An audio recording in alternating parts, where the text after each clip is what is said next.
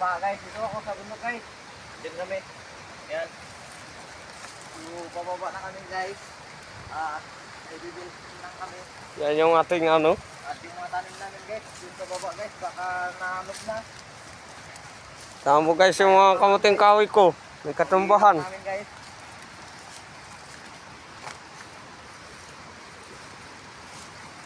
Ulan pa sa ngayon guys. Dito sa, Yan yung... sa barangay. Mainit. Oh. Dito pala.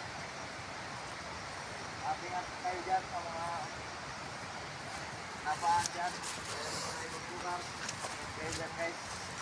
Yan. Yun guys, yung spillway guys.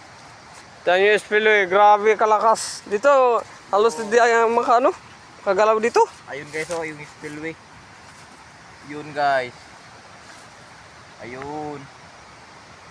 Grabe ba guys. Yan yung spillway oh. Kita ngayon no? Oh, kitang-kita nga dito yung spillway guys oh. Yan na yung lalo na guys sa bundok dito. Dito baha lahat. Tingnan mo kaniyugan guys, puro baha. Grabe ba? Oh, ito baha din. Yan ang problema natin, yung ating niyog, hindi na natin agaw. Nakalimutan ko kasi. Hindi na rin kaya ang babaan kanina. Gusto ko rin sana bumaba, kaso hindi na kaya ang babaan ay hindi na makatawid, ulan. Sa lakas ng baha, hindi na makatawid. Wala lah. Mga 20 piraso din siguro niyog ko na yun. Sayang talaga. Buti na lang naakyat ko pa yung iba. Swerte na lang yung naakyat ko.